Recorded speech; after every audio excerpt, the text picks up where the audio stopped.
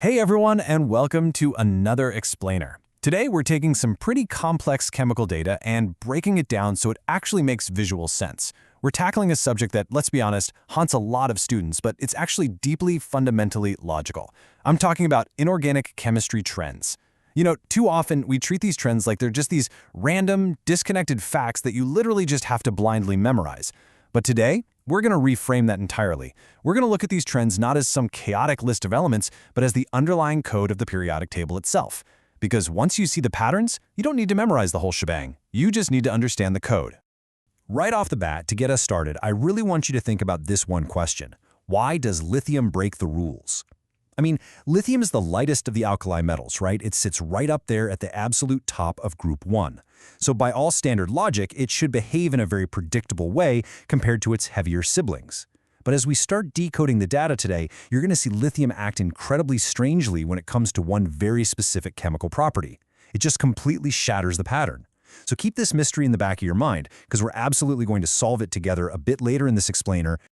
Okay, let's dive into this. Here is our roadmap to crack these codes today. Number 1. Cracking chemistry's cheat codes.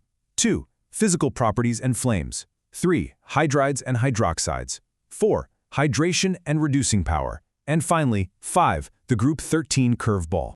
Section 1. Cracking chemistry's cheat codes. We are moving away from memorization and moving toward pattern recognition.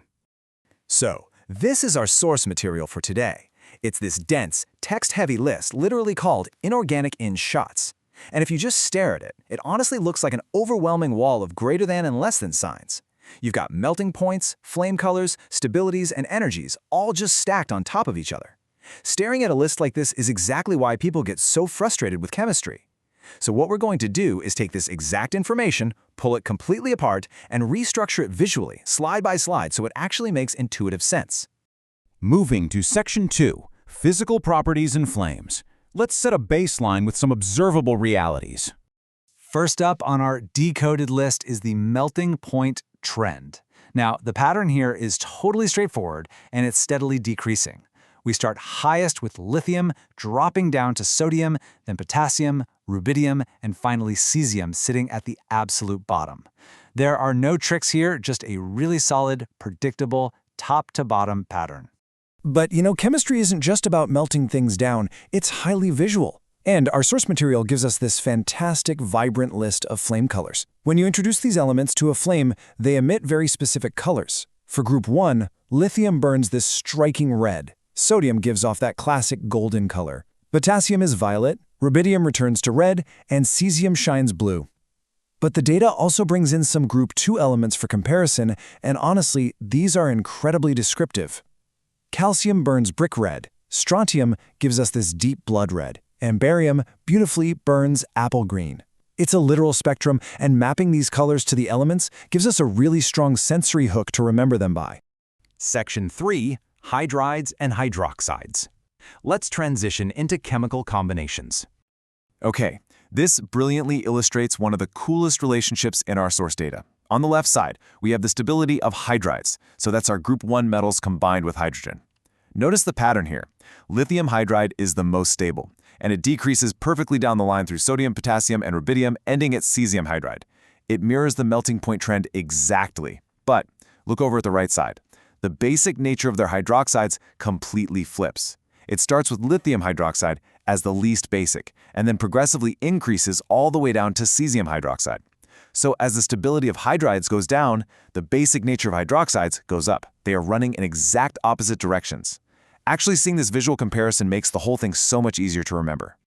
Section 4, Hydration and reducing power. We are stepping deep into atomic energy now. All right, prepare yourself, because this is where things start getting really interesting. Hydration energy follows a wonderfully neat, decreasing order, much like our melting points from earlier. It peaks at the top of the group with lithium and falls sequentially straight down to cesium. It is perfectly uniform. So far, group 1 has been incredibly well-behaved and predictable. But here is where we finally solve our mystery from the beginning of the explainer, the reducing character. I want you to look at this sequence really closely. If it followed the rules, it should either be a straight line down or a straight line up, right? But it doesn't do that. Lithium, right at the top of the group jumps to the absolute front of the line as the strongest. But then, the pattern skips all the way to the bottom of the group with cesium and then kind of works its way backward up the periodic table. So we get lithium, followed by cesium, then rubidium, then potassium, and finally sodium is left at the very end. The reducing character completely breaks that normal top-to-bottom pattern. Lithium stands out as a massive chemical anomaly here, completely detached from the sequential behavior of all the other alkali metals. Section 5, the Group 13 curveball. Let's look at oxidation states. Finally, we're checking the stability of the +3 oxidation state for the group 13 elements, and thankfully, this returns to a strict, easy sequence. Starting at the top with boron, the stability strictly decreases step by step through aluminum, gallium, indium, and hitting its absolute lowest point at thallium. Just an absolute, linear decrease in stability from top to bottom. So what does this all mean? The crucial point is this. When you first looked at that dense list at the start of this explainer, it was just a chaotic jumble of symbols and mathematical signs. But by organizing them visually, we've revealed the actual behavioral patterns of the atomic world. You don't have to blindly memorize that melting points, hydration energy, and hydride stability all decrease as you go down group 1.